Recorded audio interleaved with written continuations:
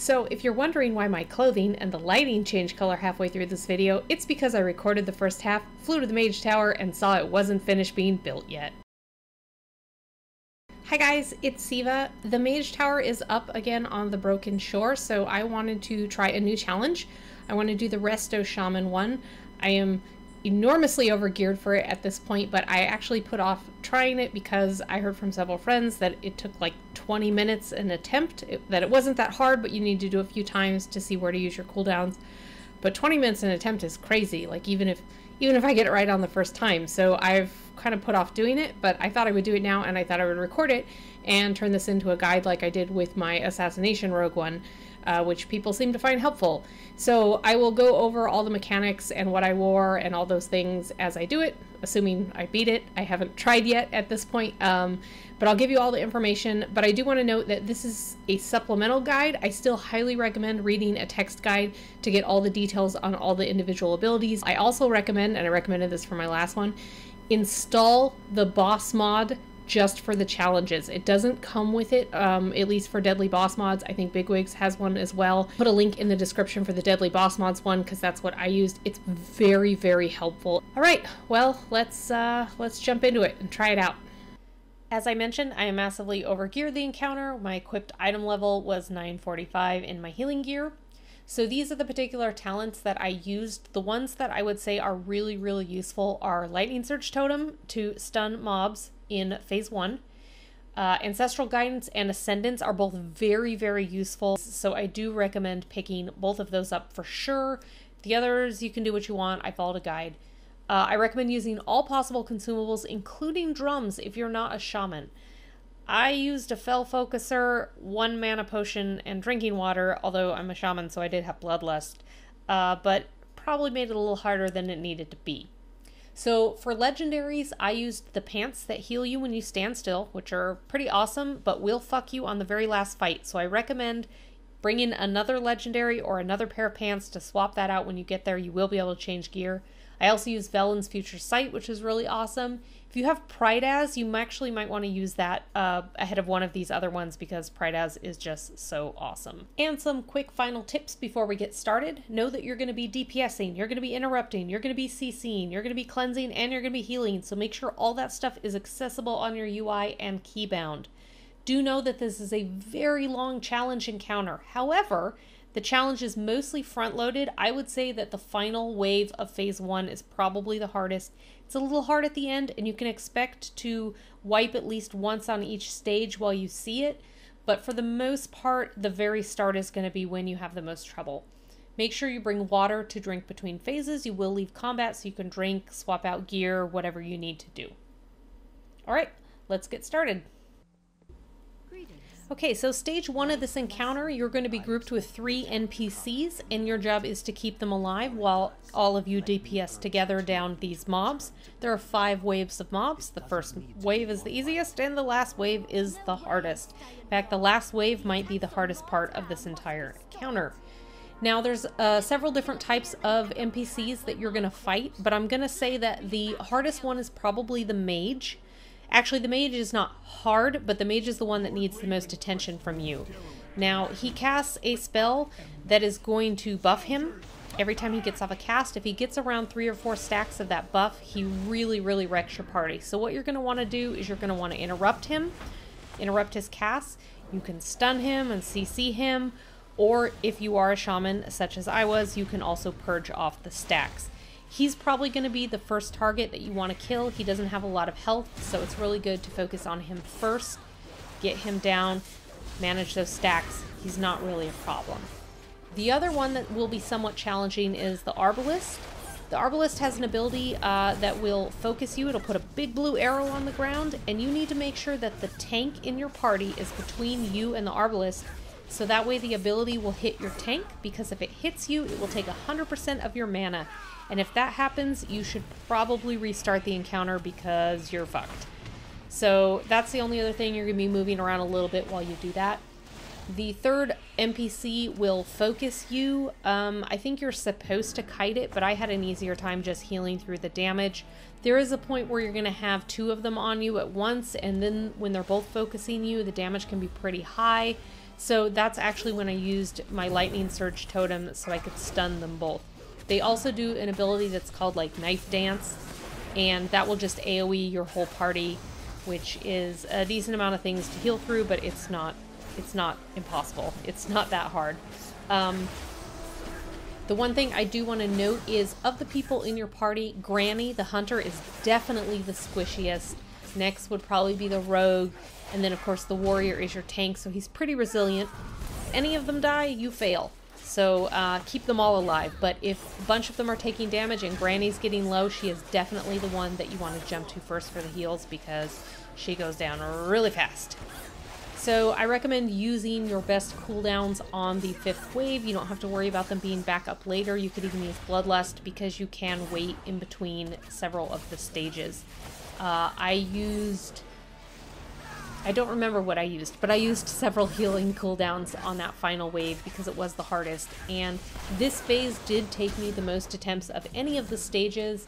I would say maybe 11 or 12 attempts on this one. I had a lot of like really dumb deaths where I thought I was out of the woods, and so I kind of relaxed a little bit and oh, there goes Granny. So just stay focused through that last wave. It's not too bad. It's really not too bad. And once you learn it, it'll be fairly repeatable through the later stages when you have to redo the whole thing again when you fell at the end.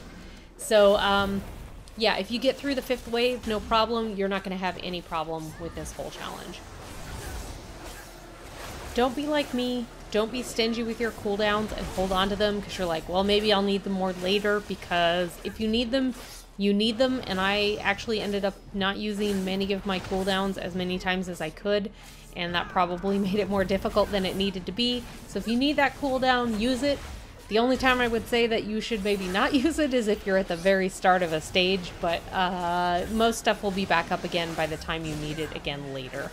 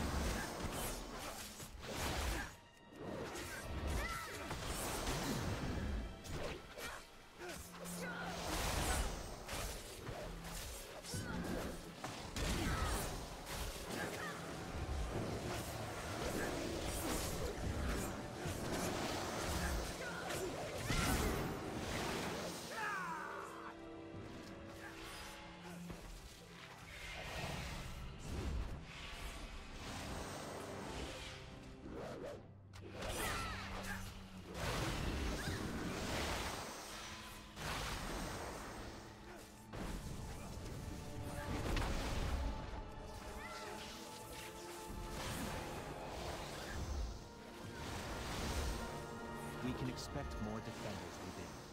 With Lord Ravenfest, I would wager.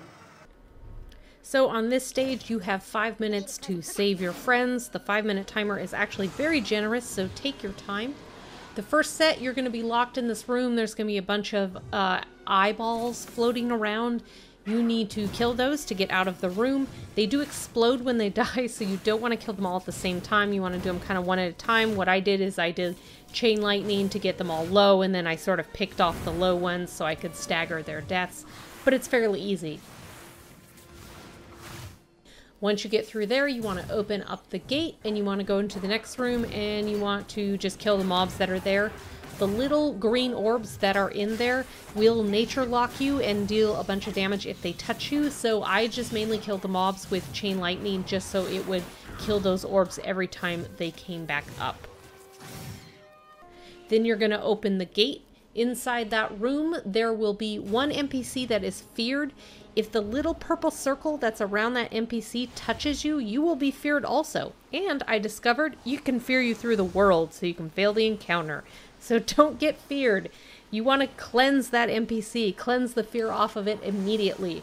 Then there will be 3 other NPCs on the edges of the room, and you want to heal them back to full. Once they are all full, they will not have the green fire around them anymore. That's how you'll know that you've finished on top of their unit frame, showing that they're full. You need to kill the arbalist at the top of the stairs. It has the same abilities as it did in stage 1. If it does target you with the mana sting, you can use those NPCs that you just healed up to full to absorb it for you so it doesn't take all your mana. After that, you need to go up to a hallway that is entirely filled with the green orbs that nature lock you and damage you a lot.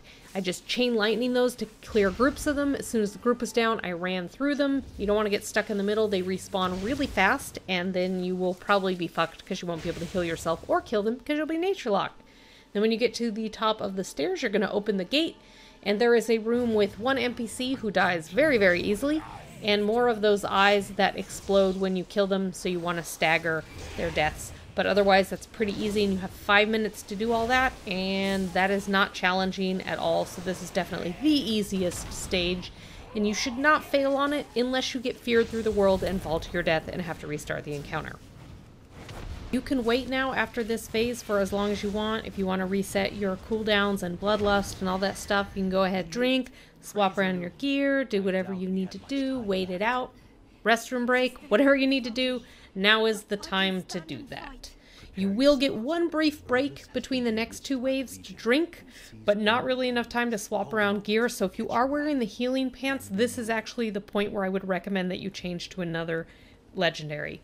So this is the other stage that I had a bit of a hard time with. You are with your NPC buddies again, and this boss here has made them all paranoid and they begin attacking each other. So you need to keep them alive, first off. But also, the boss will walk to the middle of the room and he will suck 3 ghosts from the edge of the room towards himself. If those ghosts reach him and they are not at full health at the time, they become adds in the final phase. So you need to make sure that you heal all of those adds to full until you have healed 8 of them to full, and then it ends. Any that you miss are adds, so again, it's very important. Use cooldowns to get them, and of course, you need to keep your party members alive at the same time. I used Ascendance on the first wave, I used Ancestral Guidance on the second wave, and I think I used Healing Tide Totem on the third wave, and then I just crossed my fingers and prayed on the last one. I think the best that I ever did was 1 add, but in this attempt I did get 2 adds. If you can get none, that's awesome, but as long as the adds are manageable for you, then that shouldn't be too bad. The adds do have the same abilities that they had in stage 1. You can get the mage, you can get the soldier, you can get the arbalist, all of that. Not too bad, but I did have one problem that I really want to mention is I had line of sight errors on his adds that he was sucking in from the edge of the room, which really cost me a lot of time getting them healed. I don't know if that's intentional with like the banisters, but I had a really, really hard time, and that's the primary reason why I missed, guys. So if you have like AoE non-targeted heals, Tranquility or something like that, or Healing Tide Totem, maybe that's not as much of an issue for you, but I had a really hard time with it, and that is why I got adds. Do want to mention that. Otherwise, that's all you have to do on this phase, is you have to get them to full health, you have to keep your party members alive. They do not appear on your raid frames. You need to put on friendly nameplates or just be really good about clicking them. And that's pretty much it for this phase. Now we start this phase by fighting the adds that you didn't heal to full in the prior stage. Before this starts, you can drink, so you want to sit down and top off your mana real quick. You can see I had 2 adds here. I had a soldier and a mage. We just take care of those really quickly before we move on to the boss. And trust me, I have a really good ending on this boss fight, so you'll want to check it out. We're going to be DPSing this boss while keeping our NPCs alive. Now, the boss has 2 abilities that you really need to be mindful of. One, he leaps on you and he puts an AoE patch on the ground, so you want to hug the edge of the room and you want to hug prior patches, so that way it does not take up the entire room. The other thing you need to know is he puts a debuff on you called Ignite Soul. Put this on your raid frames if you use any sort of add-on where you have to custom add debuffs. It's very, very important. He puts this debuff on you, and whatever health you have when the debuff expires, it deals that much damage to everyone else in the room. So, if you are like me and you have 5 million health, if you are anywhere close to full, it will one-shot everyone in your party. So basically what that means is you need to keep your own health low. This is why I said do not use the healing pants, because they will fuck you. One tip that I can say that I didn't see in any of the guides, but that I found worked very, very well, is stand in the green patches to get yourself really, really low. Make sure you keep your NPC buddies at full. You can keep yourself as low as you are comfortable with. The lower the better. So I just stood in the green until I was scarily low, and then when it detonated, it barely dealt any damage to them at all, and then you just repeat this over and over again until you win. Now, I was not smart about the green patches, and I filled up the entire room, and so I actually died to it twice. I used Onk on one of them and reincarnated and ran to a safe space with a cooldown. But then the second one, he leapt on me and there were no more safe spaces and I died. But he was so low that my NPCs finished him off and I got credit and I won, even though I died. So my other tip to you, my last and final tip, friends, is if you die and the boss is very low, do not hit release. You might get credit anyway. So maybe I did not deserve this win, and I should have done it one more time. This fight is not that hard once you figure out the trick for keeping yourself low, so that way your Ignite Soul does not kill your buddies. But yeah, I got it, and it was kind of hilarious. So I hope you enjoy this ridiculous win/loss here at the end. And now we will go turn in the quest, and then we will go to our class hall and take a look at the sweet new appearance that we just unlocked. And here are our pretty colors. We have blue and green and red and yellow. I hope you guys found that helpful, and thank you for watching.